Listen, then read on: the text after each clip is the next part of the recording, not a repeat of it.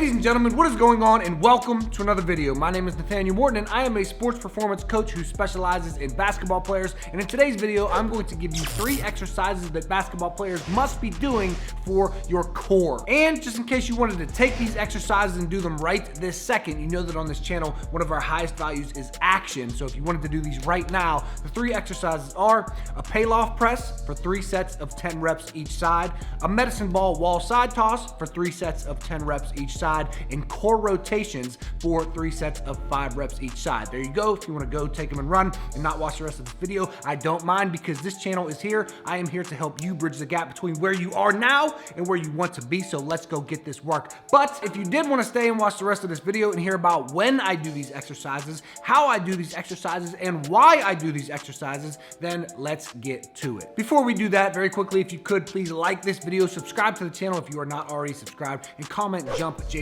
down below in the comment section if you want a free vertical jump training program. Now, core training for basketball players, this is generally one of those things that you're not really going to overdo. Core for basketball players, you can pretty much train your core as much as you like. Now, if you're getting overly sore and you just have a sore core, sore abs, sore obliques, sore lower back all the time, then you're probably overdoing it. But most basketball players, most athletes in general, don't normally overdo core. So depending on the volume, you can hit core every day. If you're doing 1 or 2 exercises like a pay-off press or core rotations or a med ball wall side toss, you can do that every single day. But as you get higher in volume, you might want to spread out your days that you do core and do something like 3 days a week. But regardless, the very first exercise is a pay-off press. And as I said, you're going to do this for 3 sets of 10 reps each side. Now, you can use a cable machine if you have a cable machine, but a band works much better. A band is going to offer more resistance than a cable machine, and it's going to be a little bit smoother than a cable machine is going to be. Now, how you're gonna set this up is you want the band to be anchored at about chest height. So go ahead, put your chest next to the anchor that you're going to be attaching the band to, attach your band, and then step out. And obviously, the farther that you step out, the harder this exercise is going to be. So if you need to, mark a spot on the floor and then progressive overload by trying to step out an inch further each time. That's a great way to progressive overload the pay-off press. Another great way is to do more reps. Another great way is to use a harder band. But after you have it anchored at about chest height, go ahead and step out. You want your feet to be a little bit farther, a little bit wider than shoulder width, just so you have a good base. And then you're going to do these slowly. A big mistake that I see is people going quickly when they do the pay-off press. You want these to go slowly because this is a slow, controlled stability core exercise. I like to use my inside hand to grab the band, and then I wrap my outside hand around that, and I go nice and slow out and back for the set number of reps. And in this case, if you're gonna follow the advice that I am giving, 3 sets of 10 reps, and this is the pay-off press. Exercise number 2 is a medicine ball wall side toss. Now, I normally do this exercise on my upper body days, and I use this as my power movement. So if you've heard me say this before, I like to order my exercises like this. I first do my warm-up,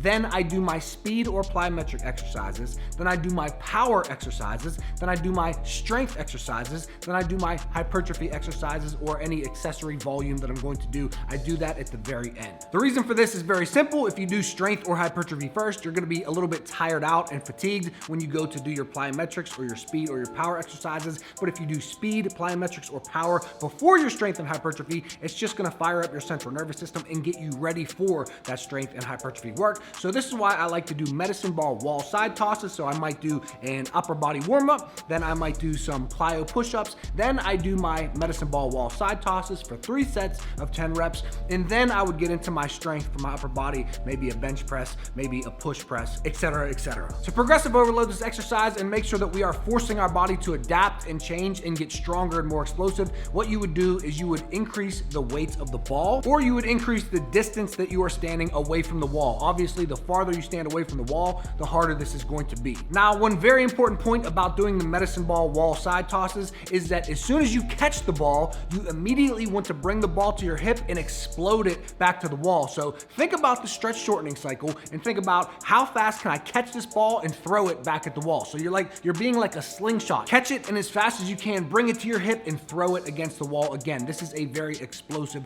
exercise because remember, this is a power exercise to stimulate and fire up throughout the central nervous system. Exercise number 3 is core rotations, and I normally like to do this in a lunge stance position. You do not have to do this in a lunge position. You could just do this with your feet at about shoulder width apart, and you can do your core rotations this way. But for me, normally in every single workout, I like at least one exercise to be in a lunge position with a stretch on my hip flexor. So this is a great one just to mix those two, and you're doing your core rotations in that lunge position, so you're getting an isometric. You're really teaching your body to be strong in that lunge position, which is a weak area, a weak point for most basketball players. Most basketball players do not own the position of a lunge. If you ask most basketball players to get in a lunge position, it is a little bit awkward for a lot of us. So this is a great way to own that position, get your body comfortable in that position, and also the added benefit of an isometric hold to strengthen up your body in that lunge position is just a great thing to do here and there throughout your vertical jump workouts. To progressive overload this one, you can use a heavier medicine ball or a heavier dumbbell. You don't necessarily need to use a medicine ball.